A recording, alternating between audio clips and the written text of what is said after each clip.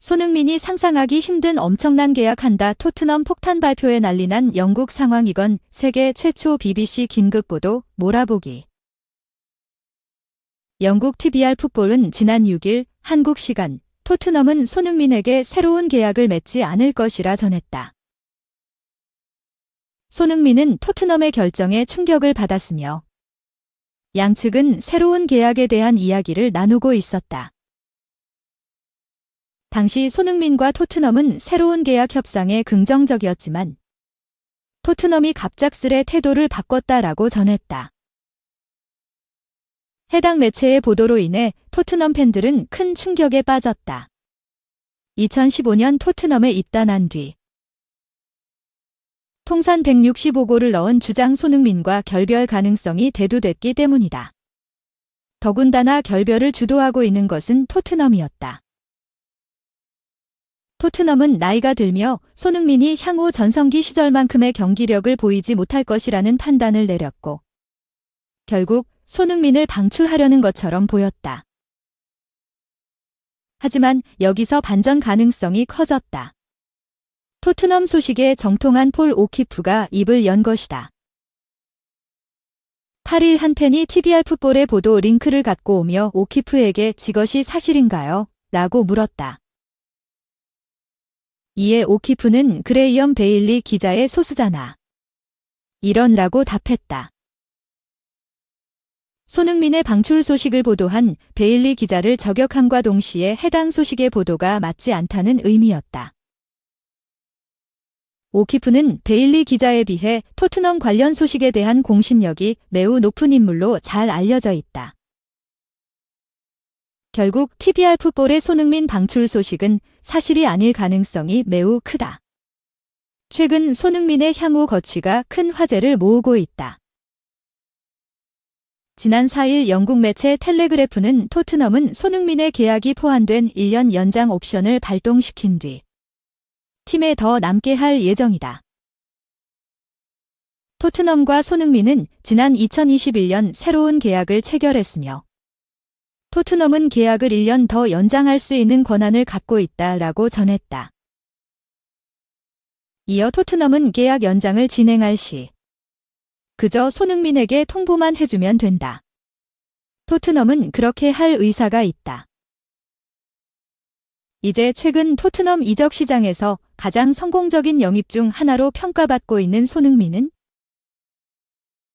2015년 바이어 공사 레버쿠젠에서 이적한 뒤 토트넘에서 10년 이상을 뛸 예정이다라고 전했다.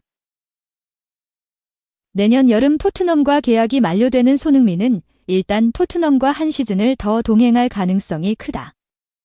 하지만 팬들 입장에서 달가운 소식은 아니다.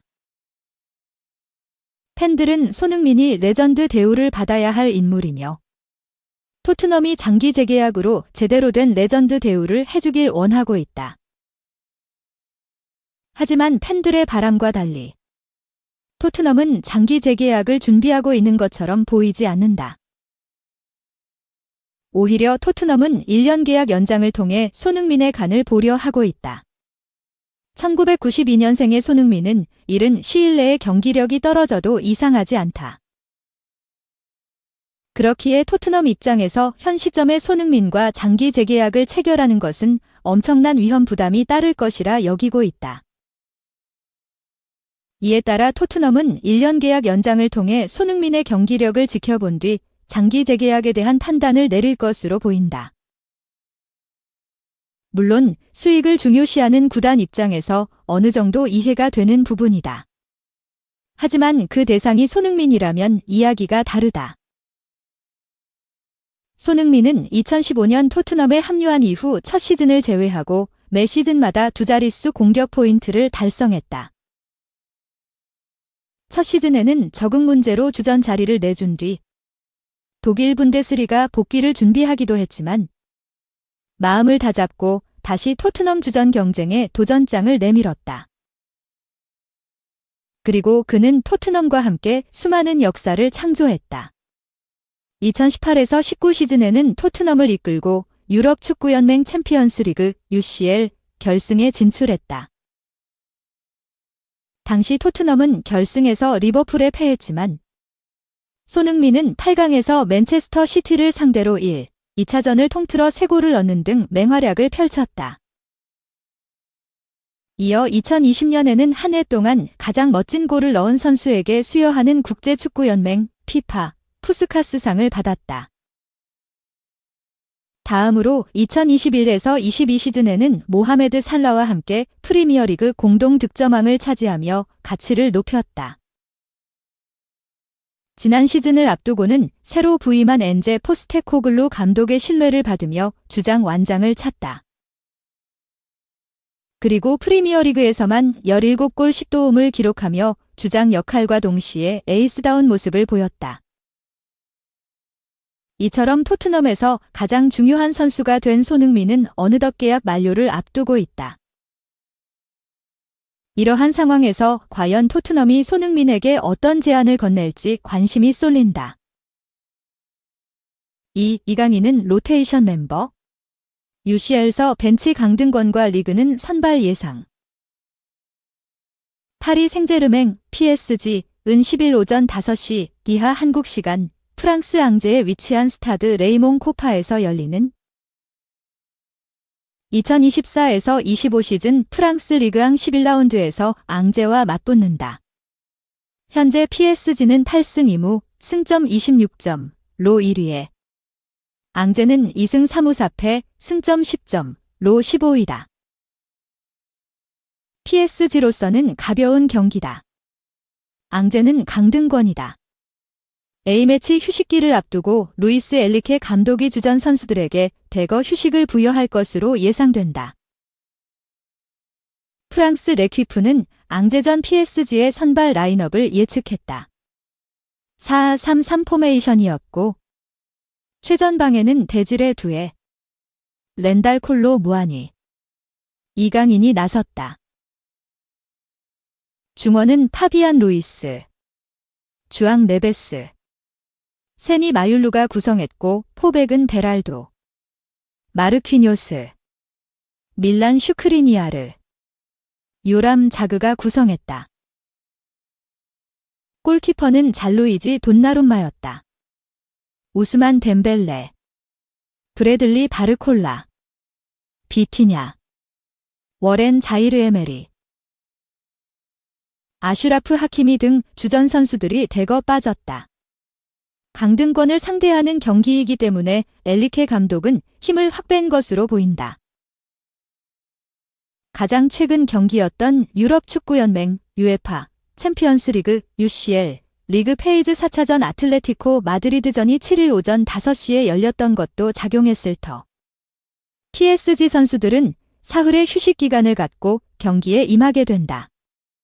더군다나 앙제전이 원정 경기이기에 주전 선수들 휴식 부여는 어느 정도 납득할 수 있다. 이강인은 로테이션 멤버로 분류된 듯하다. 아틀레티코전 이강인은 벤치에서 출발했고 앙제전은 선발이 예상된다. 단순히 이번 경기뿐만이 아니다. 이강인은 PSG에서 확실하게 주전을 차지하지 못했다. 지난 시즌에도 중원과 오른쪽 윙어를 오가면서 뛰었는데 중요한 경기에서는 벤치였다. UCL 토너먼트에서도 이강인이 선발로 나선 경기는 손에 꼽는다.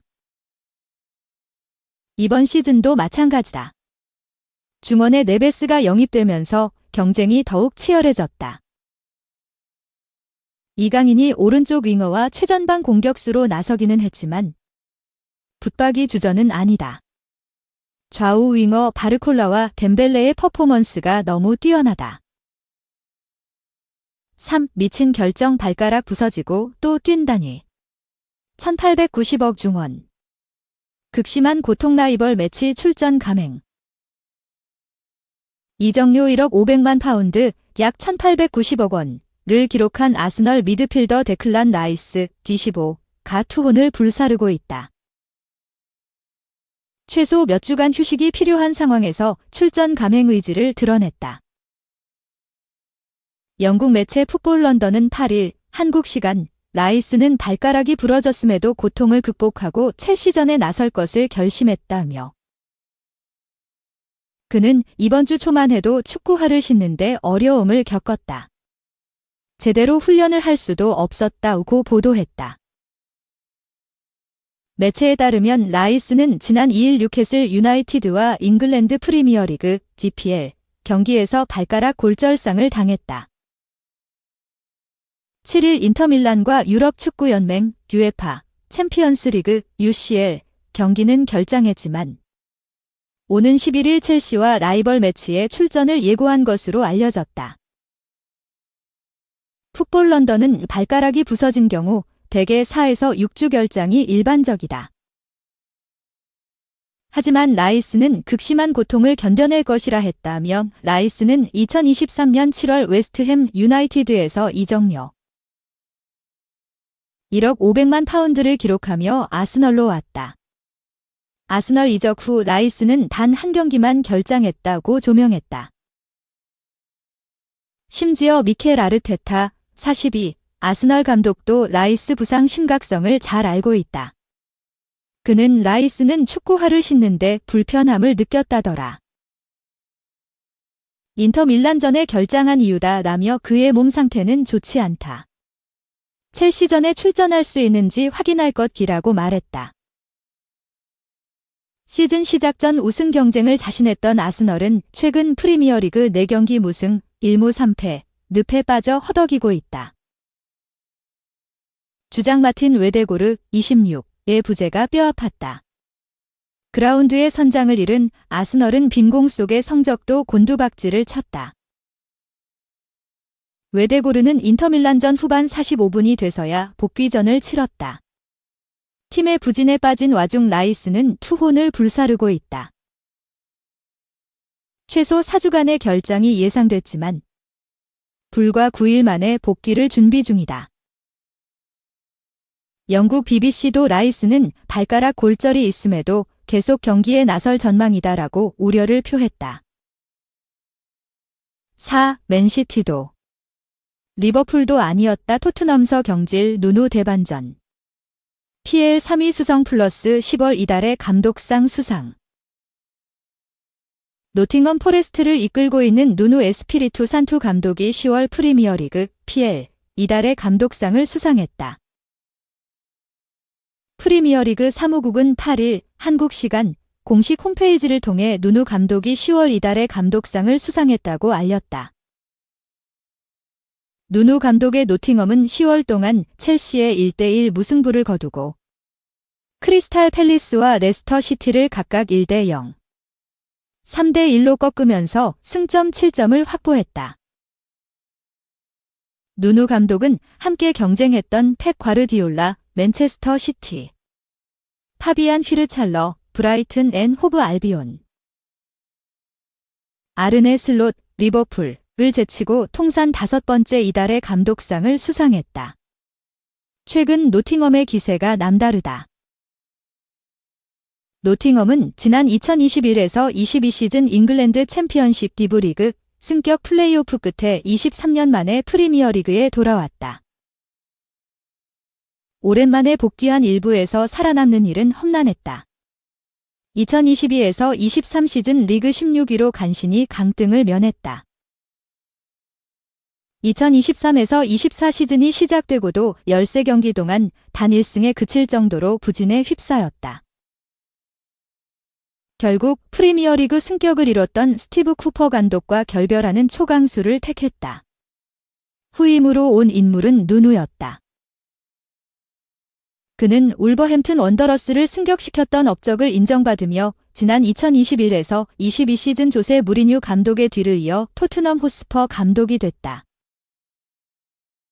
하지만 최악의 부진에 휩싸이면서 4개월 만에 경질됐다. 이후 사우디아라비아로 떠나 알이티하드에서 리그 우승컵을 든 뒤 노팅엄에 오게 됐다. 누누 감독 체제에서도 노팅엄은 고군분투했다. 설상가상 수익 및 지속 가능성 PSR 규정 위반으로 승점 4점 삭감 징계까지 당했다. 내내 강등권 싸움을 오가던 노팅엄은 리그 막바지 17위로 최종 순위를 마치면서 극적으로 잔류에 성공했다. 올 시즌 노팅엄은 전혀 다른 팀이 됐다. 리그에서 단 1패만 당하면서 순조롭게 시즌을 출발했다. 리버풀 원정에서 55년 만에 승리하면서 아르네 슬롯 감독에게 첫 패를 안긴 팀이 됐고, 브라이튼 앤 첼시 같은 까다로운 상대에는 비겼다. 직전 웨스트햄 유나이티드전에서 3대 0으로 승리하면서 3연승을 달성한 노팅엄은 5승 3무 1패로 리버풀, 맨시티에 이어 리그 3위에 올랐다. 축구 통계 매체 옵타는 노팅엄이 1998년 8월 이후 처음으로 프리미어리그 3위에 올랐다고 언급했다. 노팅엄은 10경기에서 단 7골만 실점하는 짠물 수비를 자랑하고 있다. 이는 리버풀의 6실점 다음인 최소 실점 리그 2위에 해당한다. 33세 베테랑 공격수 크리스 우드도 부활에 성공하면서 리그 10경기 8골을 집어넣고 리그 득점 공동 2위를 달리는 중이다. 10월 3경기 4골을 넣은 우드는 뉴질랜드 출신 선수 최초로 프리미어리그 이달의 선수상을 수상했다.